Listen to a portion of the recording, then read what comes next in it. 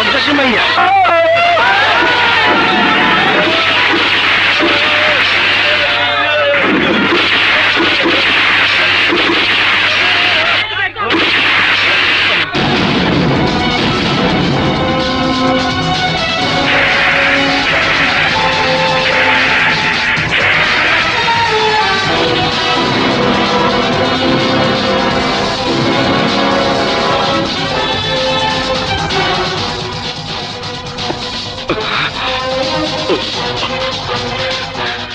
ছবি তুলছিস?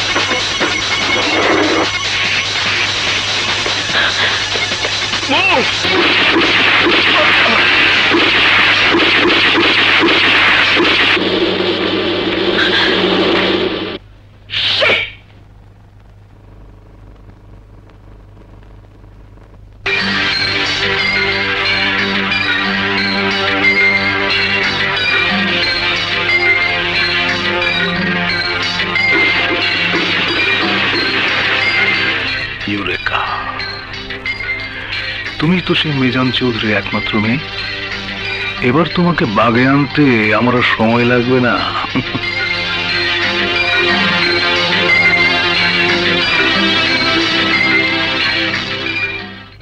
এ তো দেখছি ভয়ঙ্কর সন্ত্রাসী মেয়ে। ভিডিও করার সময় তোমাকে দেখে ফেলেনি তো? হ্যাঁ স্যার, দেখেছে। হ্যাঁ, তাহলে তো সুযোগ পেলেই সে তোমাকে আক্রমণ করবে। সুযোগের অপেক্ষা আর করেনি, দেখার সাথে সাথে সে আমাকে আক্রমণ করেছে, অল্পের জন্য বেঁচে গেছে। বলছিলাম কি, মানে খালেদ, তুমি যদি প্রয়োজন মনে করো তাহলে আমি তোমার সিকিউরিটি ব্যবস্থা করি। কোনো প্রয়োজন নেই স্যার, আল্লাহর উপরে ভরসা আর মায়ের দোয়া নিয়ে আমি পথ চলি, এটাই আমার বড় সিকিউরিটি। মানুষের দেওয়া সিকিউরিটির উপর আমার কোনো আস্থা নেই। আমার দুটি জিনিসের উপর আস্থা আছে স্যার, একটা হচ্ছে সাহস আর একটা হচ্ছে সততা।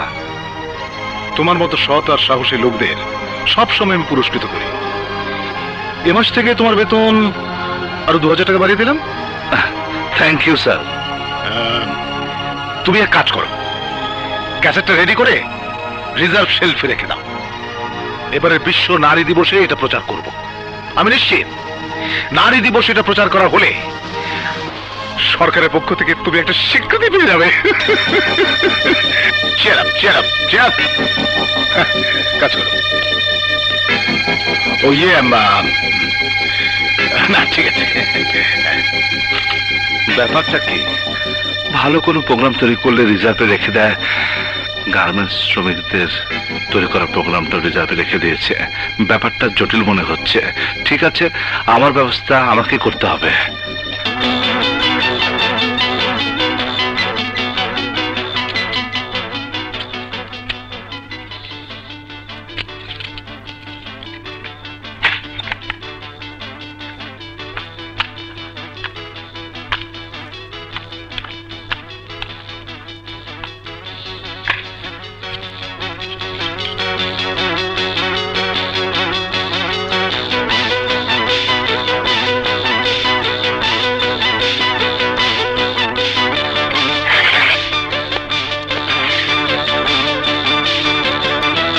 ওই লম্বুর বাচ্চা তো আমার সর্বনাশ করে ছাড়বে।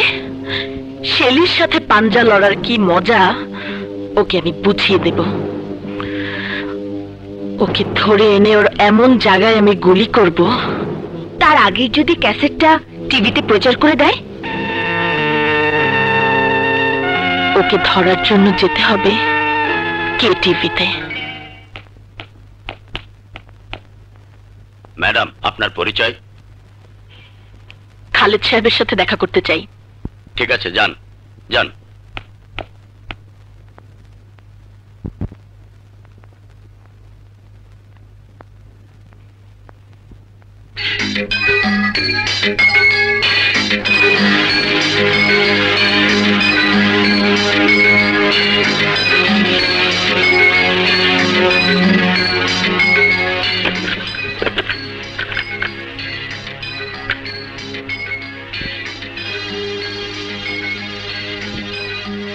अटकाओ।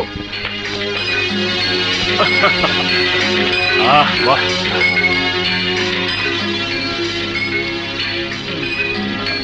ভালোই তো নরমই তো আছে, ঠিকই নরম। রেশমি চুল,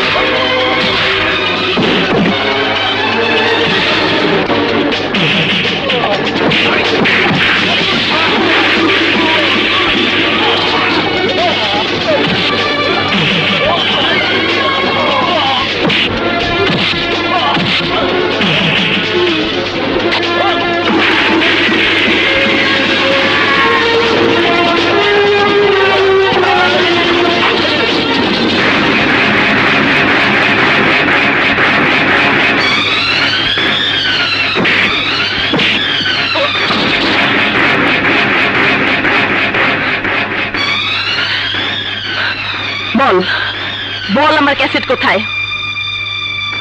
আমার ক্যাসেট কোথায় বল?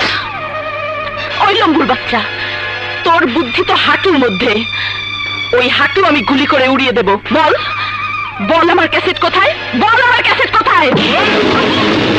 পিচ্ছি, তুই আমাকে বোকা মনে করেছিস? আমি ভীতু কাপুরুষ? আমি বোকাও না, ভীতুও না।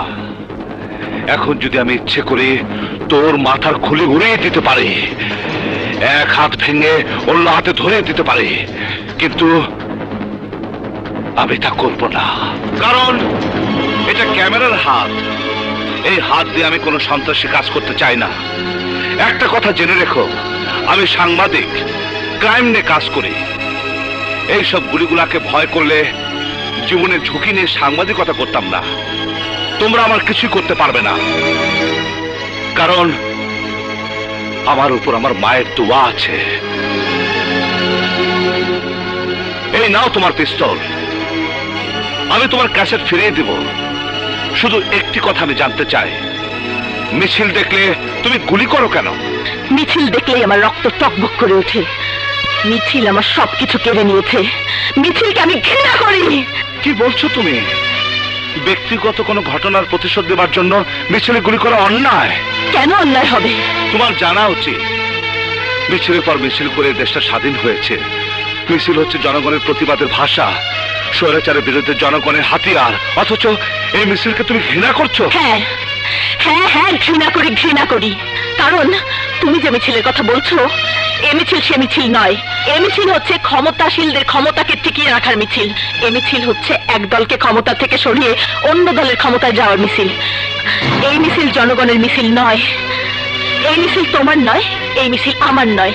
যদি তাই হতো তাহলে প্রতিদিন যখন সন্ত্রাসীরা একটার পর একটা হত্যাকাণ্ড চালিয়ে যাচ্ছে, চাঁদাবাজরা যখন মহল্লায় মহল্লায় চাঁদাবাজি করছে, একটার পর একটা নারী যখন প্রতিদিন ধর্ষিতা হচ্ছে, তখন সব রাজনৈতিক দলগুলো ঐক্যবদ্ধভাবে ওই সব কিছুর প্রতিবাদের মিছিল বের করত। কিন্তু তারা সেটা করছে না। একটা দল যখন কোনো বিষয়ে একটা ভালো কথা বলে, তখন অন্য দল তার বিরোধিতা করে। তাই ওদের এই মিছিলকে আমি ঘৃণা করি, ওদের এই মিছিলকে আমি ঘৃণা করবই। যে মিছিল মানুষের ভাত কাপড়ের দাবি নিয়ে এগিয়ে যাবে, সেই মিছিল দেখলে আমার হাত থেকে আমি অস্ত্র ফেলে দেব, আমিও চলে যাব সেই মিছিলে। কিন্তু যতদিন ওই ক্ষমতা লোভীদের মিছিল চলবে, যখনই ওই মিছিল দেখব, তখনই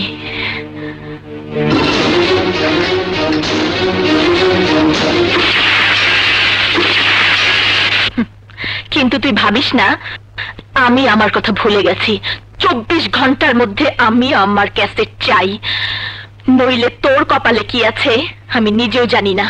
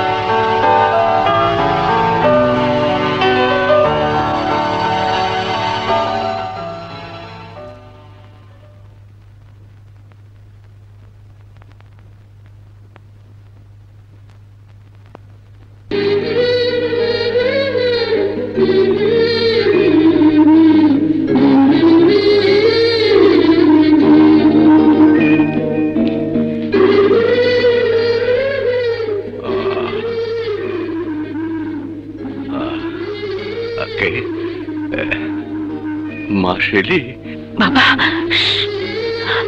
আমি পুলিশের চোখ ফাঁকি দিয়ে এসেছি। শেলি, তুই কেমন আছিস মা? আমি ভালো আছি বাবা, তুমি কেমন আছো? ভালো না মা, তুই পাশে নেই, তাই সারাক্ষণ বুকটা খালি খালি লাগে রে মা।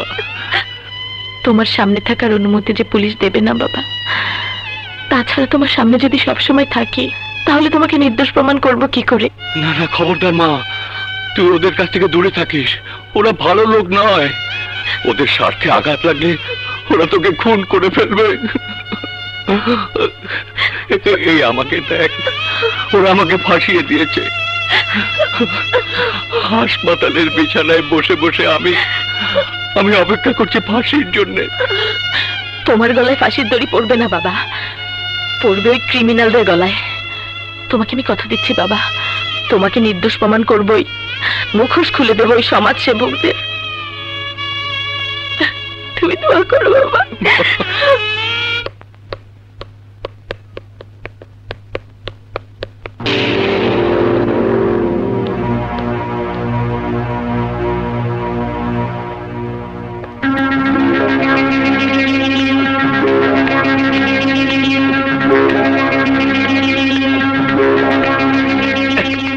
কি খবর? মাল জায়গা মতো পৌঁছে গেছে। কোনো অসুবিধা হয়নি তো? আরে পাগলা, খেপুসকে যা ফুর্তি ফাট্টা কর, যা যা।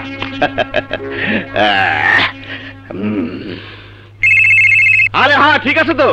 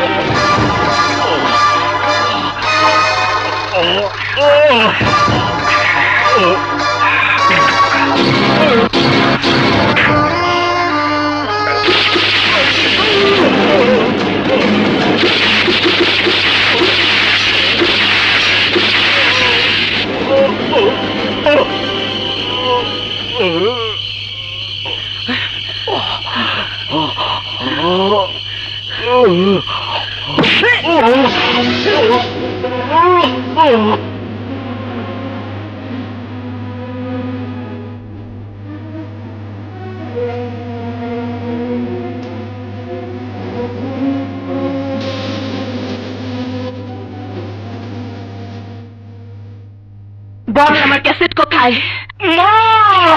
কালেন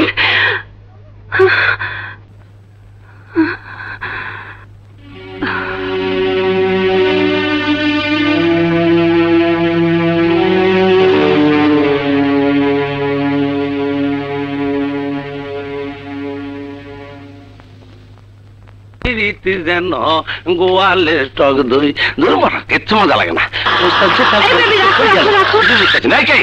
কে ডাকে মারি? খালেদের সঙ্গী না? আরে তুমি খালেদের সঙ্গী না? সে একদিন তোমার সঙ্গে দেখা, আর কোনো পাত্তাই নেই। আপনি সন্ত্রাসী না? ও বাবা, ভয় পেও না। কোথায় যাচ্ছ? তুমি খালেদকে খুঁজছো না? আমি তোমাকে খালেদের কাছে নিয়ে যাব, চলো। আপনার লোকে যাবো? খালেদ আপনার আপনার লোক এইটা নাই তো? ও ওইটা, তুমি ওইটার জন্য ভয় পাচ্ছ? আরে না, চলো। আল্লাহ রে, কি জিনিস! চলো না, আমার সঙ্গে গেলেই খালেদকে পাবে।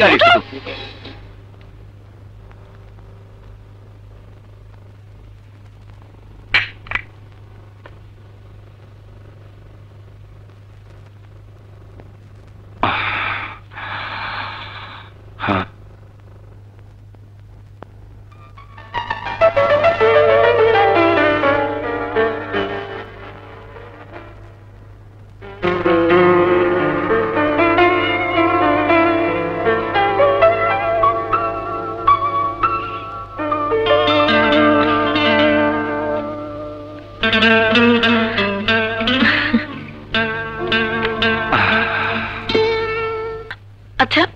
শরীফকে আটকে রেখে কি লাভ?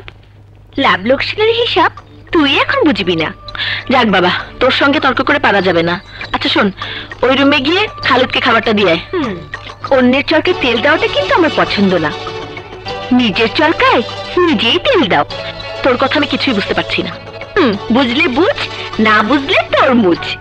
দেখতে এত বড় কুমড়ার মতো, ভিতরে টক টকে লাল, খেতে খুব মিষ্টি। ইচ্ছে হলে খাও, নইলে ফেলে দাও। আমি গেলাম, বাই। যা পাজি মেয়ে কোথাকার।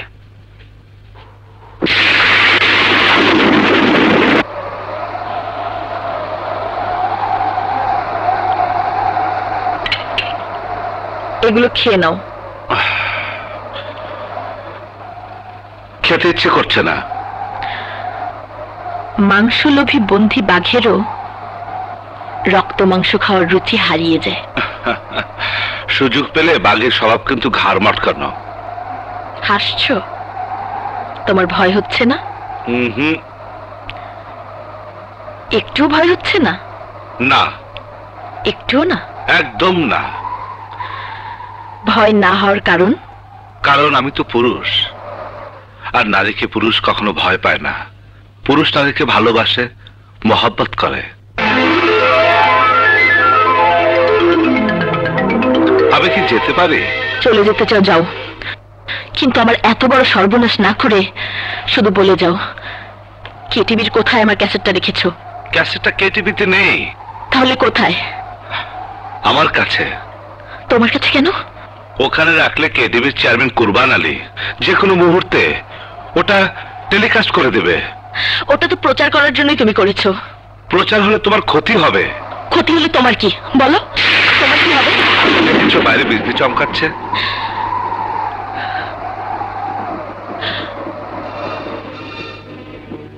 এই বিজলি চমকানো দেখলে আমি ঠিক থাকতে পারি না খালেদ।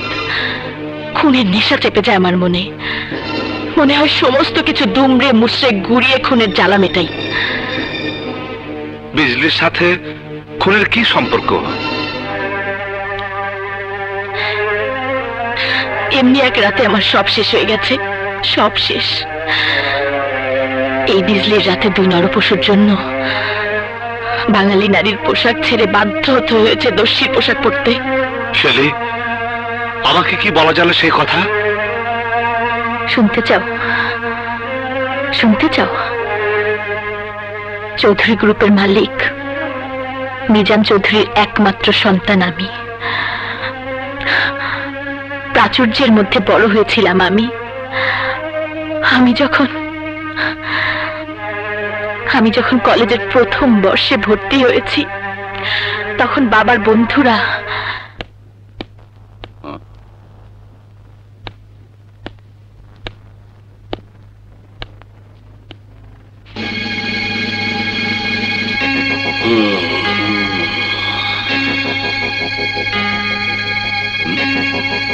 কি ব্যাপার, সবাই চুপচাপ কেন?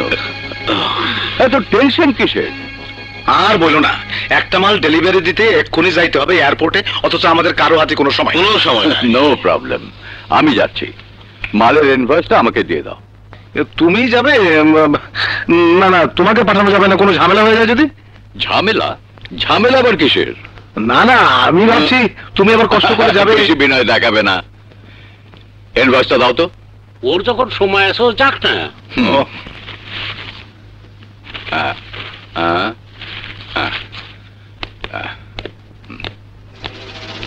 আচ্ছা, যদি মিজান ধরা পড়ে?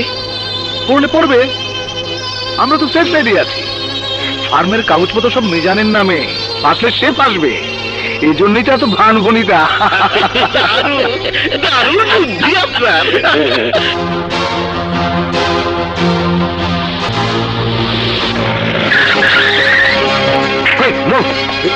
Police, hands up. কামান। আমি করেছি দেখি। Turn up. থানায় চলুন। আসুন চলুন।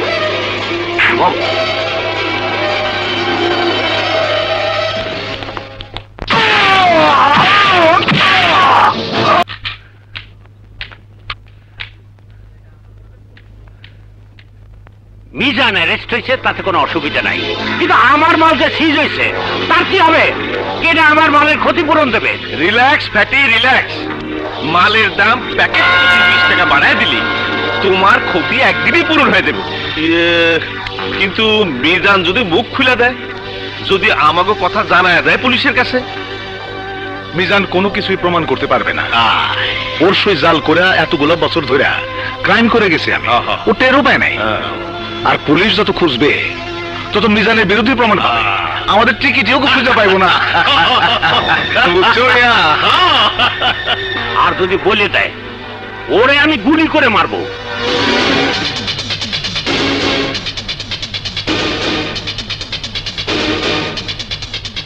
সেই সুযোগ আমি তোমাদের দেব না। তোমরা যা বলেছো তার সবকিছু আমি এক্ষুনি থানার ওসিকে জানিয়ে দেব, তাকে বুঝিয়ে দেব আমার বাবা স্মাগলার নয়, সত্যিকারের স্মাগলার তোমরা। আমার বাবাকে ভালো মানুষ পেয়ে তোমরা তাকে ফাঁসিয়ে দিয়েছ।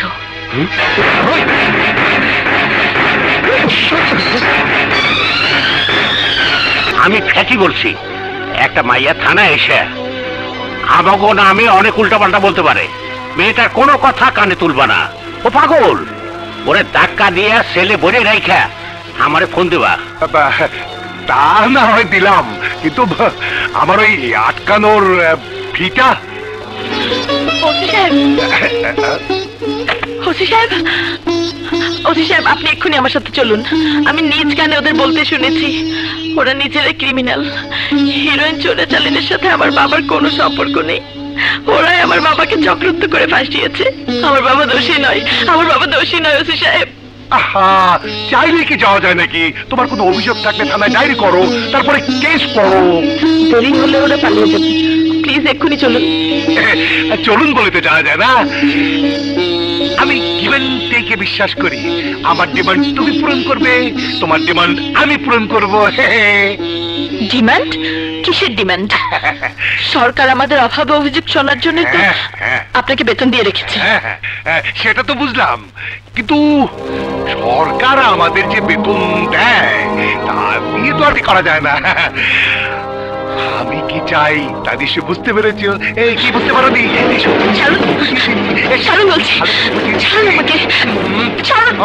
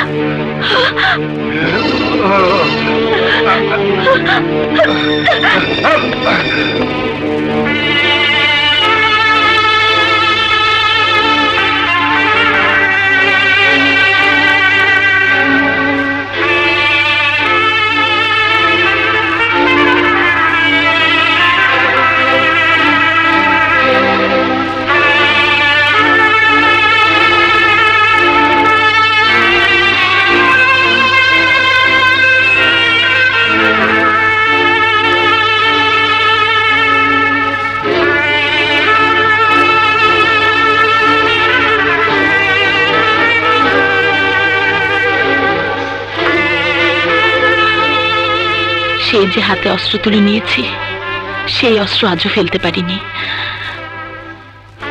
আজও প্রমাণ করতে পারিনি আমার বাবা নির্দোষ। কিন্তু হাতে অস্ত্র তুলে নিলে কি সব সমস্যার সমাধান হয় ছেলে? বরঞ্চ নিজের হাতে অস্ত্র তুলে নিয়ে তুমি কি নিজে নিজের জীবনের উপরে ঝুঁকি নিচ্ছ না? যেভাবে সেদিন তুমি ফ্যাটির মিশছিলে, তার উপরে আক্রমণ করেছিলে, তাতে তোমারও তো বিপদ হতে পারত। আমার বিপদ হলে তোমার কি? ভালোবাসা মানুষের বিপদ হতে দেখলে আতঙ্কিত হওয়াটাই যে স্বাভাবিক। আমাকে ভালোবাসো তুমি? অস্ত্র হাতের নারীকে দেখে মানুষ ভয় পায়, ঘৃণা করে, তাদের ভালোবাসে না। আমি বাসি, এবং আমার বিশ্বাস তুমিও বাসো। কারণ আমাকে যদি ভালো নাই বাসবে, তাহলে শত্রুর পিস্তলের মুখ থেকে তুমি আমাকে উদ্ধার করে আনতে না। কাজের নামে ঠনঠনা, কারণ লিপস্টিক দিয়ে ঘুরে বেড়ায়। আমাকে দেখেছেন স্যার? হ্যাঁ, ওই রিজার্ভ সেলফ থেকে ক্যাসেট গুলো গেল কোথায়? ক্যাসেট দিয়ে আপনি কি করবেন? আরে পার্টিকে দেখাতে হবে না? কোন পার্টিকে দেখাবেন স্যার? সবকিছু জানতে চেও না। আমার প্রোগ্রাম আর আমি জানবো না? খালেদ, প্রোগ্রামগুলোর মালিক কিন্তু আমি। টাকার বিনিময়ে তোমাকে দিয়ে আমি এগুলো তৈরি করেছি। আপনি শুধু একজন ফাইন্যান্সার, জীবনের ঝুঁকি নিয়ে আমি এই প্রোগ্রামগুলো তৈরি করেছি, কাজেই এগুলোর প্রকৃত মালিক আমি। তুমি কিন্তু সীমা অতিক্রম করছো খালেদ। যা সত্যি আমি তাই বলেছি। আপনি গার্মেন্টস শ্রমিকদের নিয়ে প্রোগ্রাম তৈরি করে বাংলাদেশের শিশু শ্রম এই শিরোনাম দিয়ে প্রোগ্রামটি একটি বিদেশি সংস্থার কাছে আপনি বিক্রি করে দিলেন। বিনিময়ে আপনি অনেক টাকা পেলেন। এদেশের গার্মেন্টসের কাজ চলে গেল অন্য দেশে, আর এদেশের গার্মেন্টস শ্রমিকরা কাজের অভাবে না খেয়ে কষ্ট করছে, ঘর ভাড়া দিতে না পেরে ঘাড় ধাক্কা খাচ্ছে। অথচ প্রতি বছরই এই দেশ থেকে অনেক শিশু পাচার হচ্ছে আরব দেশে, উটের জকি হিসেবে ব্যবহার হচ্ছে। শিশু পাচার নিয়ে একটা অনুষ্ঠান করতে চাইলাম, অথচ আপনি তাতে রাজি হলেন না। দেশের ভাবমূর্তি আর অর্থনীতি আমার বিষয় নয়। আমার বিষয় হচ্ছে আমার নিজের অর্থনীতি। আমার কাছে টাকা জাদু, টাকা মধু, টাকা জিন্দাবাদ, আর কিছু বুঝি না আমি। শোনো খালেদ, বেশি তেড়েবেড়ি করলে আমি তোকে চাকরি থেকে বরখাস্ত করব। মিস্টার কুরবান আলী, আমি তোকে চিনে গেছি। তোর সব অপকর্ম আমি দেশের জনগণের কাছে প্রচার করব। খালেদ চুপ! তোর চাকরিতে ইস্তফা দিলাম।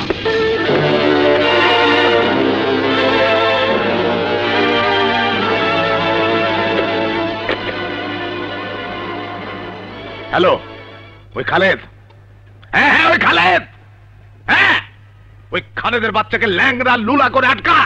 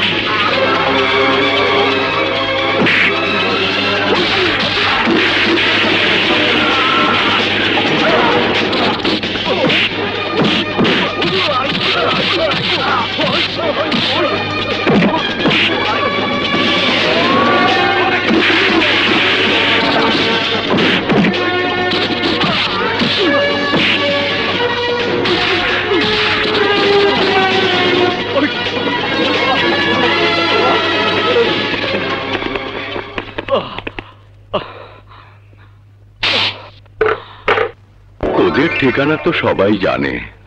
ওরা ভদ্র মানুষের মুখোশ পরা হয় না, এক একজন এক একটা রাক্ষস। কিন্তু ওদের বিরুদ্ধে কোনো প্রমাণ নেই। ঠিকানা নিয়ে তুমি ওদের বিরুদ্ধে কিছুই করতে পারবে না। আমি শেলিকে কথা দিয়েছি আঙ্কেল, আপনাকে আইনের কাছে নির্দোষ প্রমাণ করবই। তার আগে জানতে হবে ওই ক্রিমিনালদের ব্যবসা প্রতিষ্ঠান কোথায়, ওদের বিচরণ কোন এলাকায়। আমার জানা মতে ওদের একটা আড্ডাখানা আছে, বাড়িধারা লেকের পেছনেই একটা বাড়ি। বাড়িধারার লেকের পিছনের বাড়ি?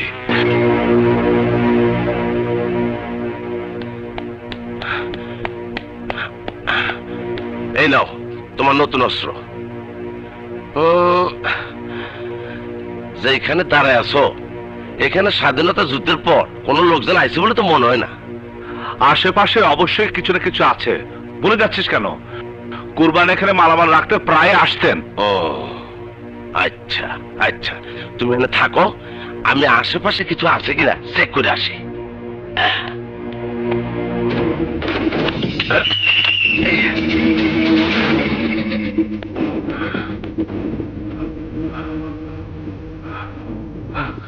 এইদিকে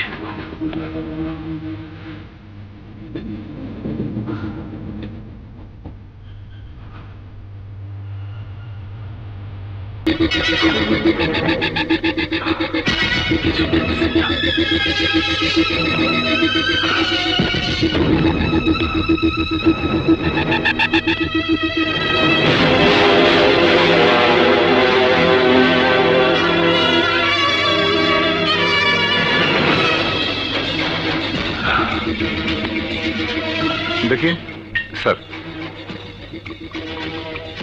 देखिए सर गुड কেমন হচ্ছে হ্যাঁ ঢালো তো দেখি এই যে গুড ভেরি গুড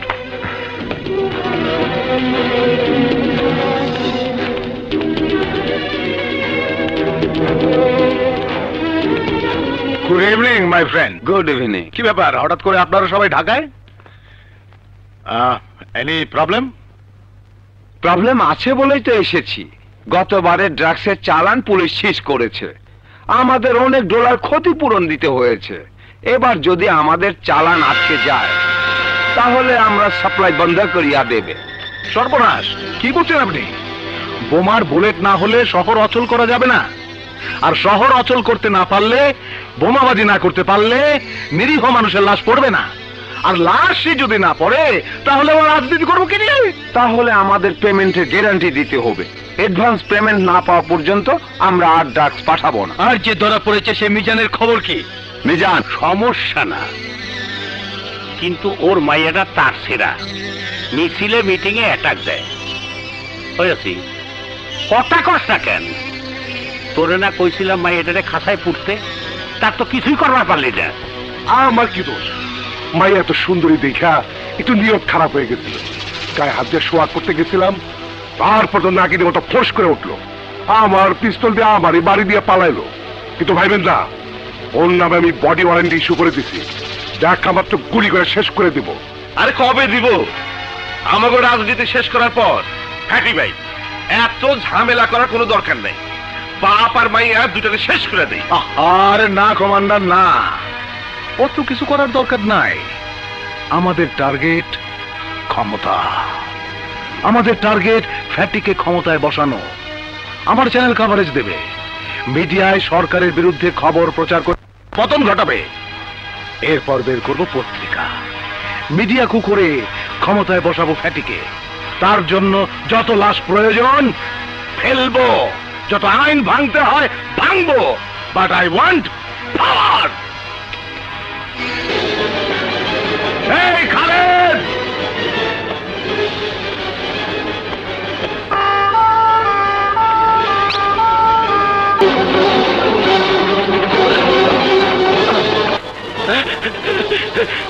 ওস্তাদ তোমার কি হইব? ভাগ শরীফ ভাগ! ওস্তাদ যাবো, ভাগ ওস্তাদ!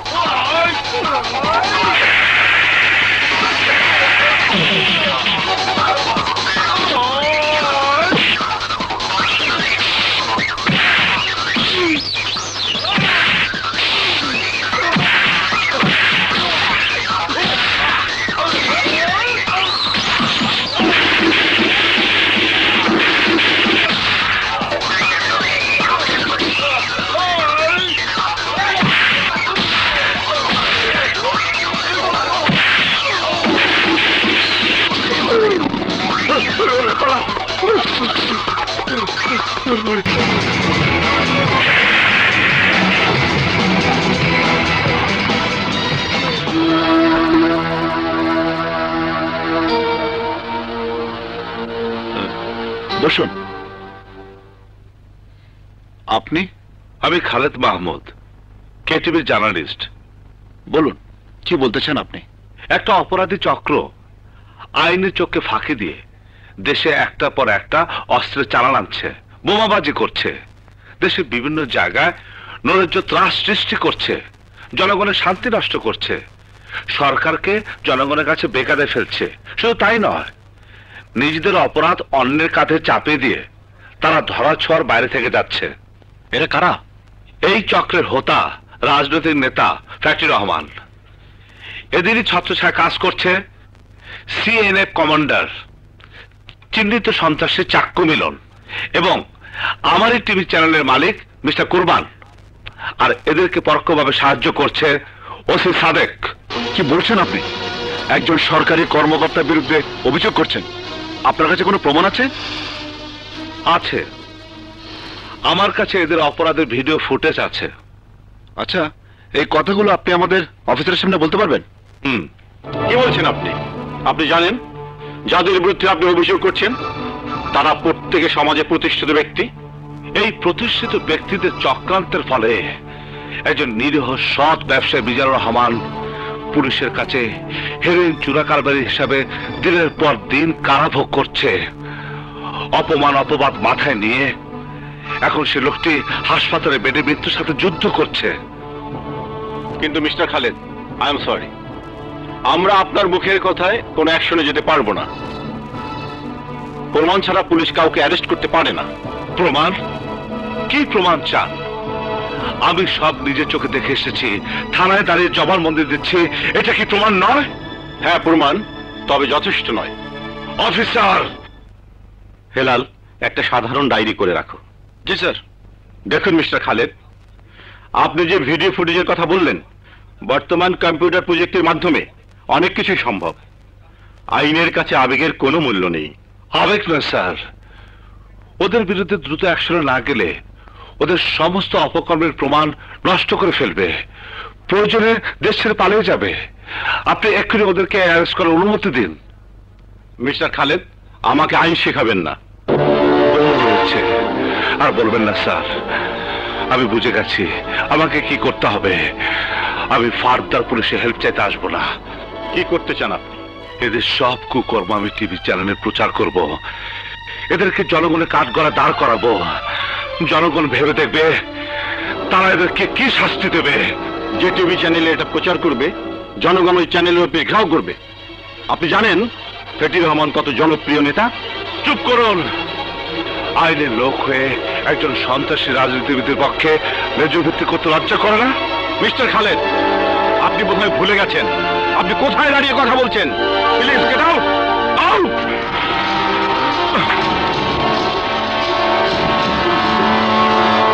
খালেদ সাহেব, খালেদ সাহেব, সরি খালেদ সাহেব, আমি আসলে আপনার জন্য কিছু করতে পারলাম না। আচ্ছা, আপনি কি ঠিক করেছেন? ভিডিও ক্যাসেটে কোন চ্যানেলে দেখাবেন? হ্যাঁ মিস্টার, কেন থামালেন? ওই চ্যানেল প্রচার করা বন্ধ করে দেবেন নাকি? না না, আপনি আমাকে অযথা ভুল বুঝবেন না। আইনগতভাবে আমি আপনাকে কোনো সাহায্য করতে পারলাম না ঠিকই, দেখি অন্যভাবে কোনো সাহায্য করতে পারি কিনা।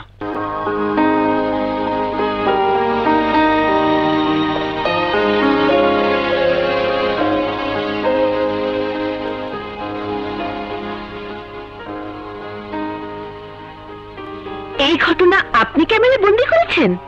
হ্যাঁ। আপনি ভাই খুব সাহসী সাংবাদিক। আপনার এই ফুটেজ আমাদের নিউজ এডিটর দেখেছেন। এমডি স্যার দেশের বাইরে থেকে গেলেই প্রচার হবে। এটা প্রচার হলে জনগণের সামনে কুরবানদের মুখোশ খুলে যাবে। এই কাজটা খুব দ্রুত করে দিতে হবে পিঙ্কি। তোমাকে বলতে হবে না, আমাদের সাংবাদিকদের দায়িত্ব হলো কত দ্রুত শয়তানদের মুখোশ খোলা যায়। আমি তাহলে আসি। ক্যাসেটটা? ওটা তোমার কাছে থাক, এটা মূল্যবান তথ্য, সাবধানে রেখো। আসি বোন। ঠিক আছে।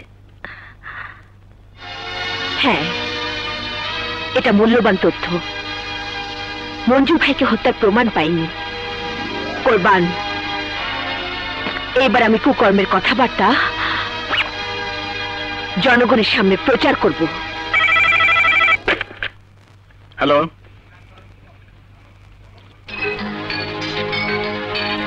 বলো কি? আরে জনগণ দেখলে তো কাঠ গড়ে উঠতে হবে। ক্যাসেটটা কোথায়? আমাদের রিপোর্টার পিঙ্কি ম্যাডাম তার ব্যাগে ক্যাসেটটা নিয়ে যাচ্ছে। তার পোশাক? পরনে লাল ড্রেস, আর তার লাল ব্যাগের মধ্যেই ক্যাসেটটা। ঠিক আছে, তোমার পুরস্কার তুমি পেয়ে যাবে।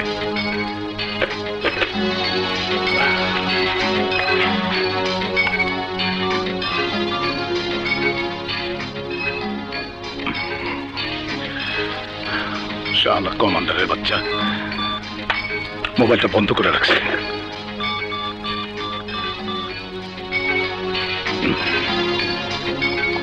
মিলনটাও ফোন ধরতেছে না। হ্যালো পাগলা মিলন মিয়া, খুব মজা আছো না? শোনা, ওই দেশ টিভি রিপোর্টার পিঙ্কিকে চেনো তো? জি বড় ভাই। ওই হারাম জাতিকে সাইজ করে 1 ঘন্টার মধ্যে আমি ক্যাসেটটা চাই।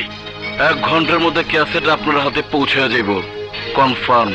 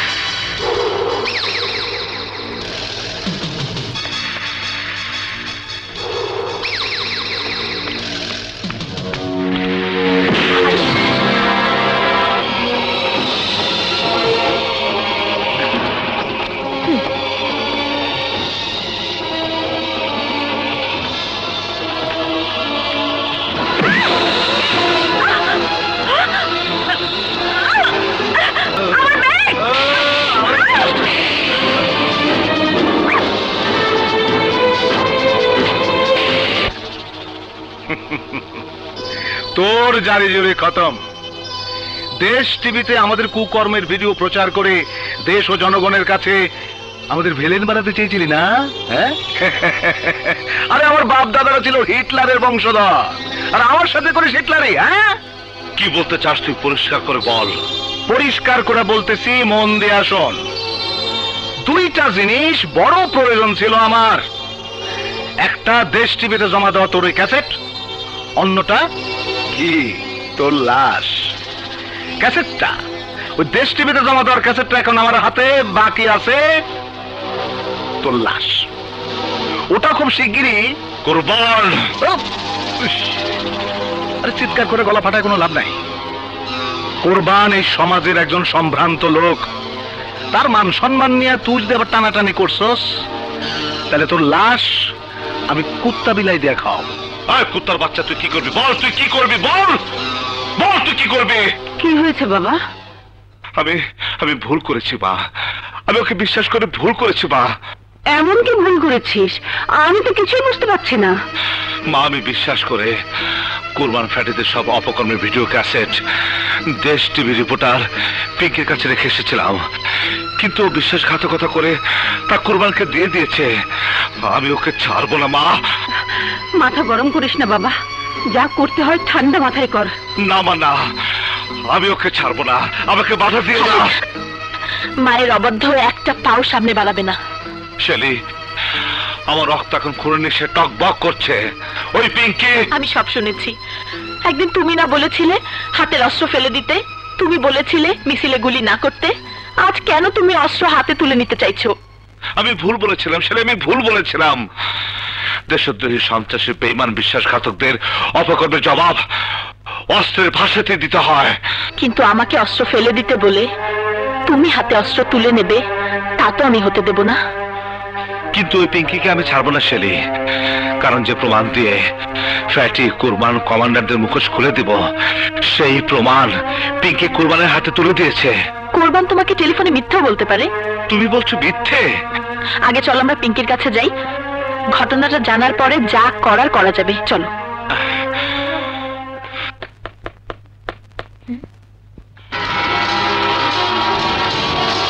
তুই কি হয়েছে ভাইয়া?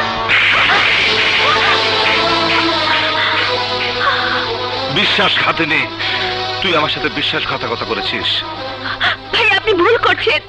জীবন বাজি রেখে আমি ওইসব ক্রিমিনালদের সব অপকর্মের প্রমাণ তোর হাতে তুলে দিলাম, আর তুই বিশ্বাসঘাতকতা করে কুরবানের হাতে তুলে দিলি।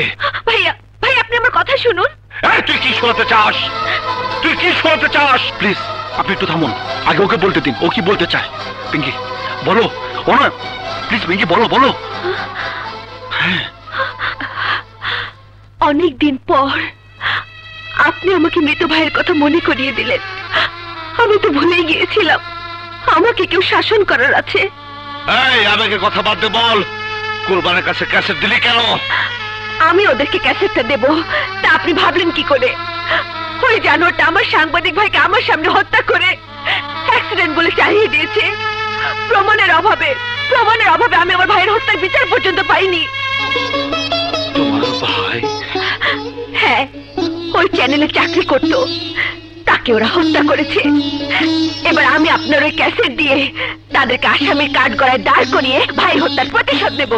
প্রতিশোধ কিভাবে দিবে? ক্যাসেট তো ওদের হাতে। ভাইয়া, আপনি আমাকে এত বোকা ভাবলেন কি করে? তার মানে? আমি ক্যাসেটটা হার্ড ডিস্কে রেকর্ড করে রেখেছিলাম, তার ডুপ্লিকেট কপি আজই আপনাকে আমি দেব। তুমি তুমি আমাকে মাফ করে দাও বোন। আমি না বুঝে। না ভাইয়া, ছোট বোনের কাছে মাপ চাইবেন না। ওদের বিচার করতে পারলে আমার ভাইয়ের আত্মা শান্তি পাবে। ভাইয়া, তোমার ভাইয়ের মতো আর কোনো ভাইকে ওদের বলি হতে আমি দেব না। এটাই হবে আমার কুরবানের বিরুদ্ধে সংগ্রাম। মা, তোমার হজের ফ্লাইট কনফার্ম। তোমার কাপড় চোপড় গোছগাছ করে নাও। আমার স্বপ্ন অপূর্ণ রেখে হজে কি করে যাই বাবা? মনে হয় হজে গিয়ে তুমি আর ফিরে আসবে না। হায়াত মৌতের কথা তো বলা যায় না বাবা, নাও তো আসতে পারি। এমন কথা বলো না। তুমি ছাড়া আমার কি আছে বলো মা? হজে যাওয়ার আগে আংটিটা তো অন্তত পরিয়ে যাই বাবা। আংটি পরাবে? কাকে? কেন, শেলিকে। মেয়েটাকে আমার ভীষণ পছন্দ হয়েছে। হ্যাঁ? এসো মা। তুমি আমার একটা কথা রাখবে মা? বলুন মা। আমি হজে যাওয়ার আগে তোমাকে আংটি পরিয়ে যেতে চাই। সম্ভব নয় মা। কেন? এই পৃথিবীতে আমার বাবা ছাড়া কেউ নেই। মিথ্যে মামলার অপবাদ মাথায় নিয়ে জেলখানায় মৃত্যুর প্রহর গুনছে। এই অবস্থায় আমি কি করে আংটি পরি মা? বুঝেছি মা, আমি হজে গিয়ে তোমার বাবার জন্য দোয়া করব, আল্লাহ যেন তোমার বাবাকে মুক্ত করেন। আর যতদিন উনি মুক্ত না হন ততদিন আমি তোমার হাতে আংটি পরাবো না। দোয়া করবেন মা। হ্যাঁ মা।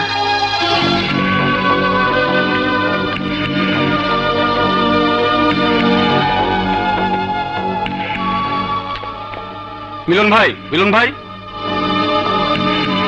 আমাদের ডেকেছেন কেন? খালেদের কাছ থেকে ক্যাসেট নিয়ে আয়। বাধা দিলে ওর বংশ নির্বংশ কইরা দিবি। যা। আমার ভেতর বাহিরে অন্তরে অন্তরে।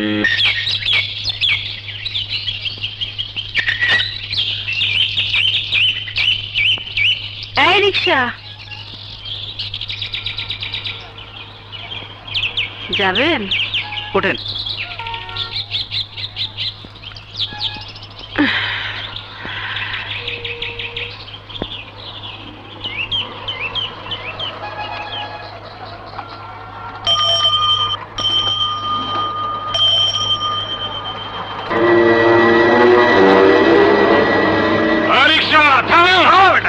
তোমরা কারা?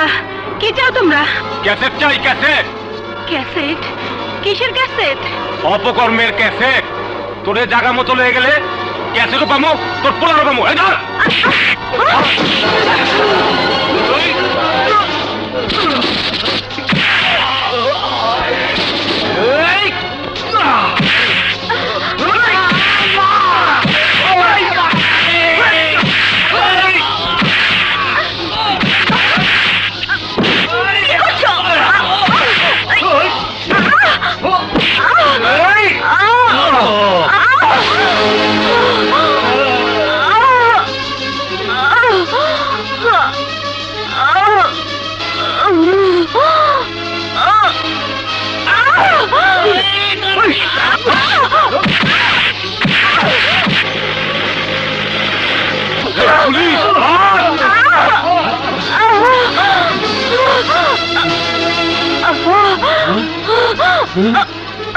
কি করি?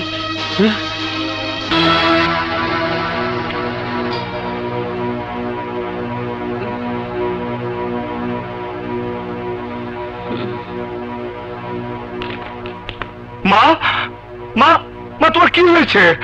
প্লিজ ওনাকে ডাকবেন না। ডাক্তার, ডাক্তার, আমার আমার মায়ের কি হয়েছে? উনি মাথায় প্রচন্ড আঘাত পেয়ে বাকশক্তি হারিয়ে ফেলেছেন।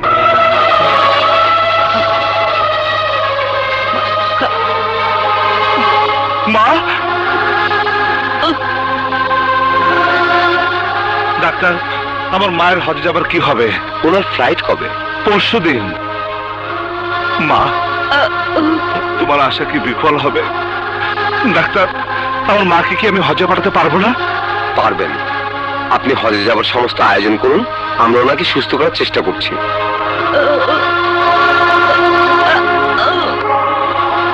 আল্লাহ, আমার মায়ের আশা পূরণ করে দিও, পূরণ করে দিও। এটা সাধারণ মানুষের কোনো ঘটনা হলে তা প্রচার হয়ে যেত। ডোন্ট ওরি, আমি প্রমাণ করে ছাড়বো ওরা এদেশের 14 কোটি মানুষের কাছে তুচ্ছ, নগণ্য। তোমার সহযোগিতার জন্য তোমাকে ধন্যবাদ। আসি বোন। বিভিন্ন সাক্ষ্য প্রমাণে প্রমাণিত হয়েছে যে মিজান চৌধুরী এই দেশের একজন কুখ্যাত চোরাচালানি ও মাদক ব্যবসায়ী। মাদক ব্যবসা করে সেই দেশের যুব সমাজের মেরুদণ্ড ভেঙে দেওয়ার চেষ্টা করেছিল। বিধায় বিজ্ঞ আদালত মিজান চৌধুরীকে বাংলাদেশ দণ্ডবিধির 304 ধারা মোতাবেক যাবজ্জীবন সশ্রম কারাদণ্ডে দণ্ডিত করছে।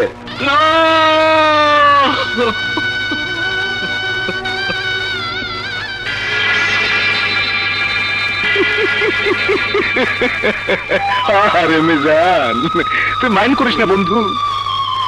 তোর পরিণতি আমারে খুব কষ্ট দিতেছে, বুকটা ঠাইটা লইতেছে। এরই নামদানি করলাম আমরা, আর সাজা হইল বিচারে। এটা কেমন বিচার হইল? অকর্বাদ, এটা কেমন বিচার হইল? অপকর্ম করবো আমরা আর ফাঁসবে মিজানরা। ওদের জন্মই হয়েছে অপরাধ না কইরা শাস্তি ভোগ করার জন্য।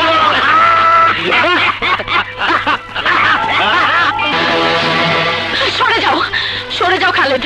একটা মিথ্যা অপবাদ মাথায় নিয়ে আমার বাবা আমারই চোখের সামনে এত বড় শাস্তি ভোগ করবে, সন্তান হয়ে আমি তা সহ্য করতে পারবো না। খালেদ, সরে যাও, ওদেরকে আমি গুলি করে মারবো। সরে যাও খালেদ, ছেড়ে দাও আমাকে।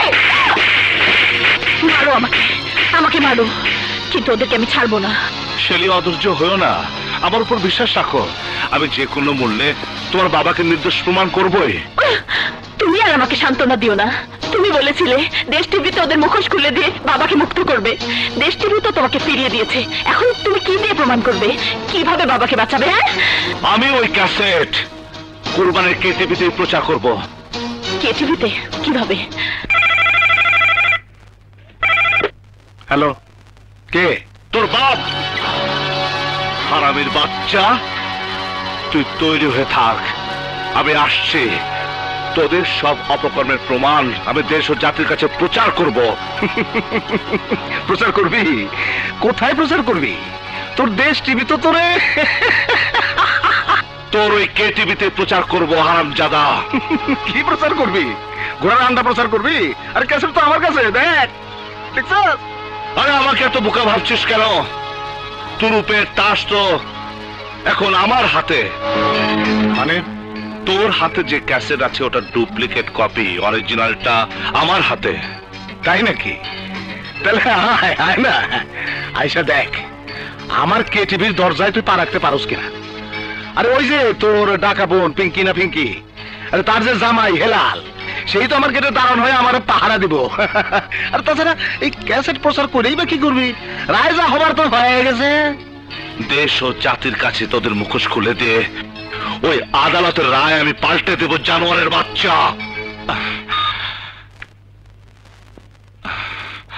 চলো।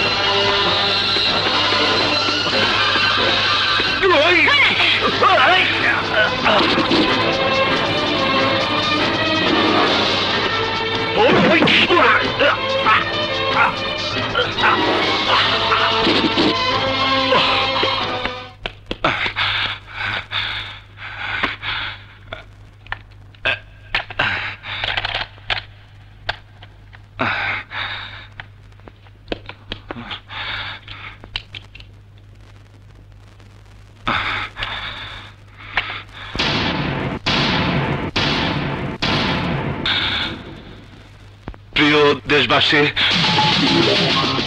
আসসালামু আলাইকুম। আমি নেতা বা জনপ্রতিনিধি নই, আমার নাম খালেদ মাহমুদ। আপনারা যে টিভি চ্যানেলে এই অনুষ্ঠান দেখছেন তারই একজন ফটো সাংবাদিক। একজন সাংবাদিকের দায়িত্ব হলো সমাজের অন্যায়, অবিচার এবং নানা অপরাধের চিত্র দেশবাসীর সামনে তুলে ধরা। আমি জীবন বাজি রেখে সমাজের নানা অপরাধের চিত্র ক্যামেরায় বন্দি করি, কিন্তু এই চ্যানেলের মালিক মিস্টার কুরবান আলী তার প্রচার না করে আমাকে বিভিন্নভাবে হত্যা করার চেষ্টা করে। চার্লি টু কে টিভিতে খালেদ ঢুকেছে, ওকে টিভিতে দেখা যাচ্ছে, ওকে অ্যারেস্ট করুন। Okay and move.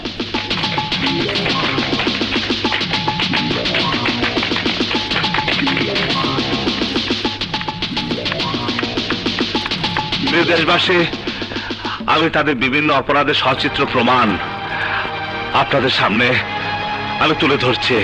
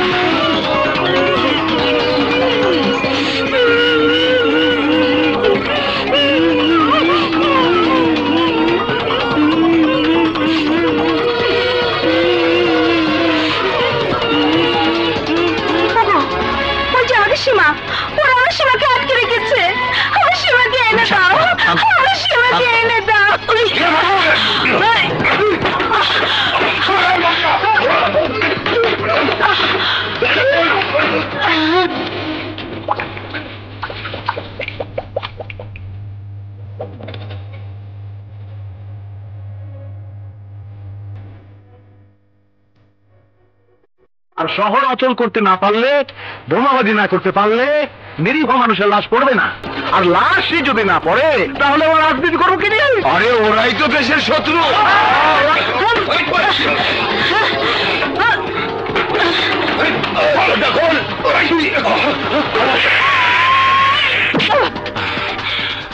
আমি দেশবাসীর কাছে এই দেশদ্রোহী শত্রুর বিচার ভার অর্পণ করলাম। আপনারা ভাবুন, এই দেশটা কি আমার, আপনার, না ওই দেশের শত্রুদের? বলুন কার? বলুন এদেশ কার? বলুন এদেশ কার?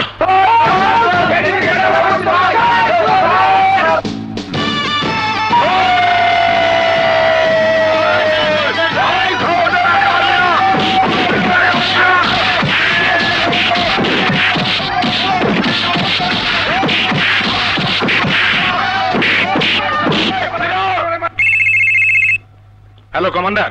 হ্যাঁ, আমি সংবাদ পাইছি ওই খালেদের বাচ্চা টিভিতে আমাকে সব ফাঁস করে দিছে। তাইলে কি হবে? আরে শোনে, জনগণ পর্যন্ত রাস্তায় নেমে গেছে। এক কাজ করেন, আপনি আমার বস্তিতে আইসা পড়েন, মিলনের সংবাদ দিছি। আহা, কোনো কাক পক্ষীও ঢুকতে পারবো না, আইসা পড়েন। বড় ভাই খবর জানেন কিছু? ওই শালা খালেদ আমাকে সবকিছু টিভিতে প্রচার করছে, এই তো জনগণ তো খেপে গেছে। গা টাকা দেওয়ার ব্যবস্থা করো। এক কাজ করুন, পুলিশের গাড়ি আছে, চলুন নিয়ে ভাগি। হ্যাঁ আরে দূর ওই দিকে।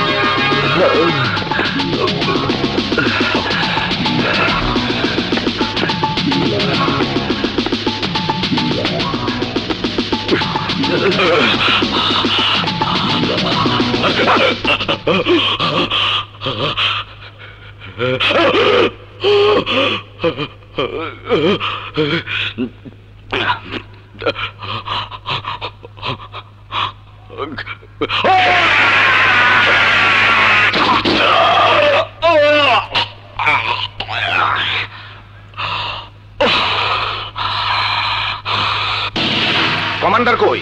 হ্যাঁ কমান্ডার কই? নাই নাই। শোনো, বস্তির চারিদিকে 144 ধারা জারি করলাম। কেউ যেন বস্তিতে ঢুকতে না পারে। প্রয়োজনে গুলি, বোম আর যা যা লাগে সব কিছুর ব্যবস্থা করবা। বাস